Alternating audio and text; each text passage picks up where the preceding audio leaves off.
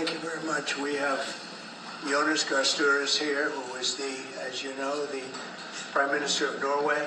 He's a great gentleman, highly respected, beloved in his country.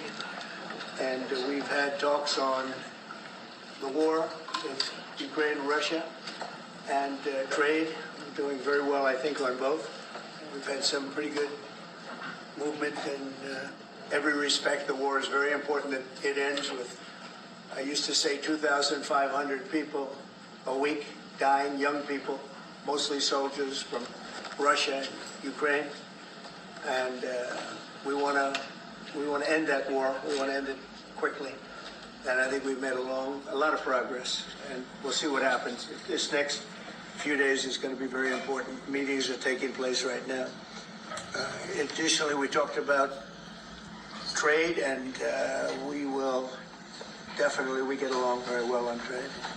We'll do something, but I think the Prime Minister knows that over the years, the United States has been very good to a lot of people, and it's time for us to benefit also.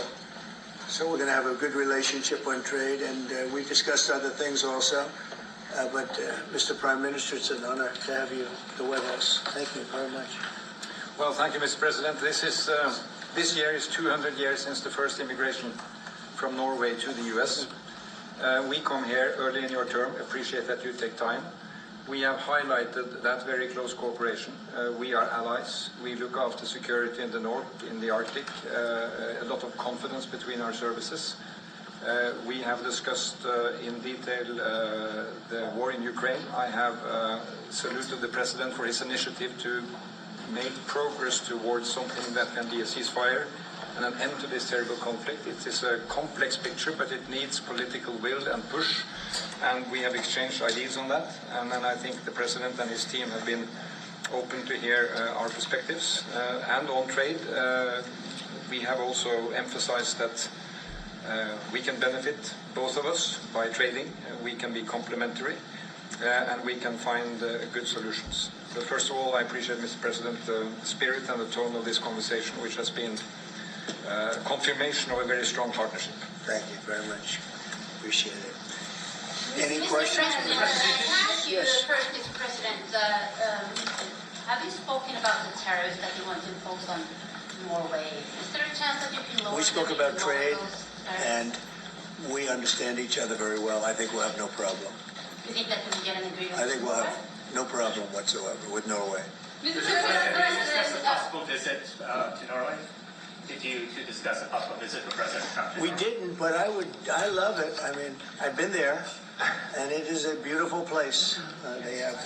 But I told the President that, he is receiving us early in the term. He's welcome to visit Norway. We would like to have him, and it will be another way of emphasizing this strong friendship. Mr. President, Norway has been a staunch supporter of Ukraine Yes. since the Russian invasion in 2022. Has something been discussed here today that may have altered your views on things? No, we want to, very simply, I have no allegiance to anybody. I have allegiance to saving lives, and I want to save a lot of lives. A lot of young people, mostly young people. It's the war. It's the soldiers, and if we can do that, also, as you know, I got started because the money that's been spent on this war is insane. It should have never happened, and it would have never happened if I were president. But Biden spent $350 billion on this, and it's a shame, and that's what got me involved. And then I looked at, and I see the results. It's horrible. It's a killing field. 5,000 soldiers a week on average, and we want to stop that. We both want to stop that for a lot of reasons, but I would say that is my number one reason. Do you think that Russia, that we will get Russia to accept a deal that also Ukraine and Europe is willing to accept? I think so, yeah. I do. I believe they will accept, and I think we're going to get this over with. I hope so, soon. Continue to lack support from NATO allies in your goal of obtaining Greenland. How will you proceed if you don't get that support? Well, Greenland's going to be interesting, but that's for another day. I think we need that for international peace. What are you expecting of your And if allies? you don't have that, I think it's a big threat to our world. So I think Greenland's very important for international peace. Yeah, please go ahead. Mr. President, this morning in a Truth Social post, you used the words, Vladimir, stop. That seemed like a slightly different message, a personal message. What is your level of frustration with President Putin? I didn't like last night. I wasn't happy with it. And we're in the midst of talking peace, and missiles were fired. And I was not happy with it. That's what I meant, and that's, you know. Mr. What is President, it? Mr. President, I assume that's what you mean. Sorry, Yeah, if I the assume. bombs keep falling, will you consider additional sanctions toward Russia, or what will you do if President Putin... I'd rather answer that question in a week. I want to see if we can have a deal. No reason to answer it now, but I won't be happy. Let me put it that way. Things will happen. Mr. President, why are you not putting more pressure on Russia like a lot of Europeans? Putting a lot of pressure. You don't know what pressure I'm putting on Russia. They're dealing. You have no idea what pressure I'm putting on Russia. We're putting a lot of pressure. Can you maybe tell us then what kind of We're putting a lot of pressure on Russia, and Russia knows that, and some people that are close to it know, or he wouldn't be talking right now. The Prime Minister understands that better than anybody. He wouldn't be talking right now. He's talking, and we're putting a lot of pressure. I think he wants to make a deal. We're going to find out very soon, but it takes two to tango, and you have to have Ukraine want to make a deal too, and they're being hit very hard, and I do believe they want to make a deal. Mr. President, Mr. Prime Minister, if I may. You said that the Ukraine have to give some territory to win peace, among them Crimea. Do you stand by that? And I know that the former NATO General Secretary today has told you that he does not agree, and he believes in the territorial integrity of the Ukraine. How will you deal with that with your allies? And do you stand by that Ukraine have to give? Former Secretary General happens to be right here, you know, so they can't put words in his mouth. He's been a great general, frankly. It was because that's what you are. Really, you're a general. But he's been a great Secretary General. We had a tremendous relationship, very successful, and I think he could speak for himself. He's right here. But do you still agree that Ukraine have to give some territory away to win peace? Well, it depends what territory. They've been fighting. They've lost a lot of territory. And we'll do the best we can, working with Ukraine. We'll do the best we can. But they lost a lot of territory. When you say Crimea, that was handed over during a president named Barack Hussein Obama.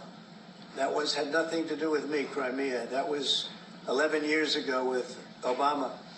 And they made a decision. There wasn't a bullet fired. There was no fighting. There was no anything. They just handed it over. Now they say, well, can you get it back?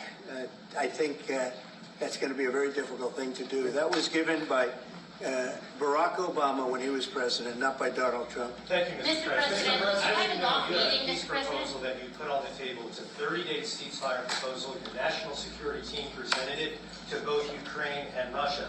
2 months ago, Ukraine agreed to that ceasefire proposal immediately.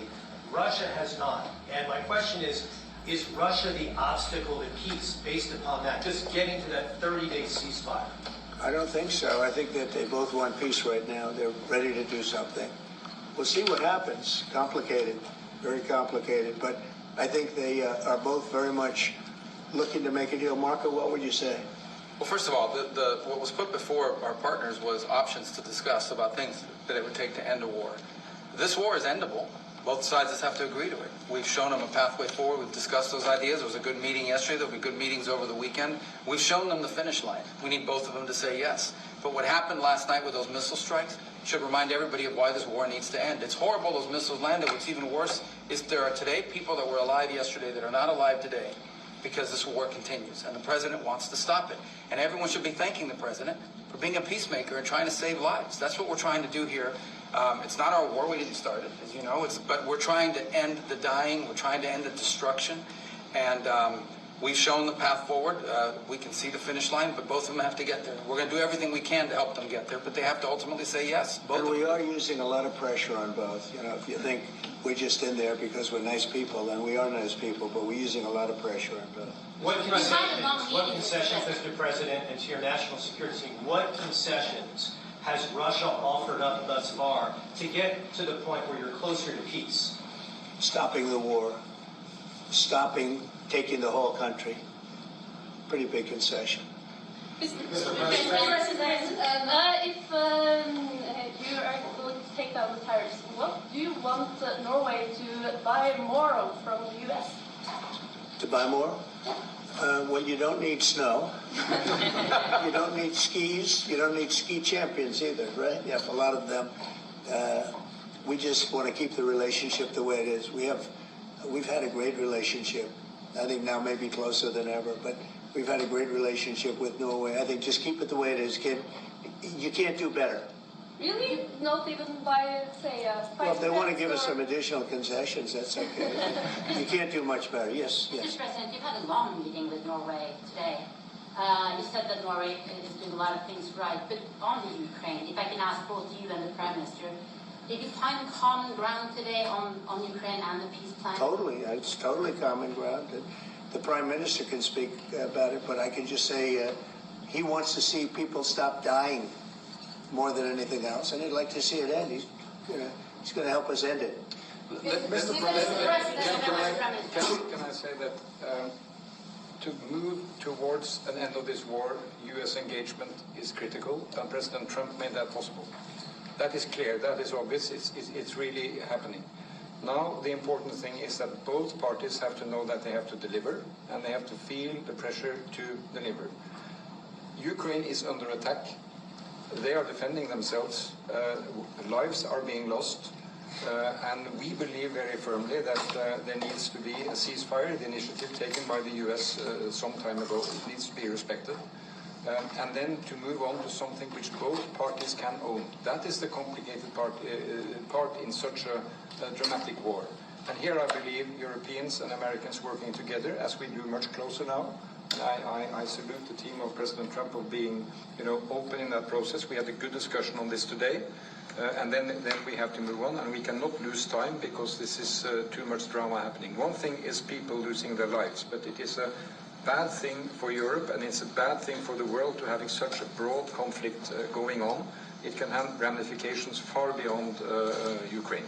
Mr. President, a follow-up question. Sir, Mr. President, I forgot my question. I wanted to ask about. It's all right. That happens. It happens sometimes, yeah. No, Mr. President, I wanted to ask about the. Zelensky has said that he wants more Patriot missiles. So far, has been no response from the United States. If you and the United States decides to pull out of negotiating for peace, trying to negotiate for peace, does that also mean a no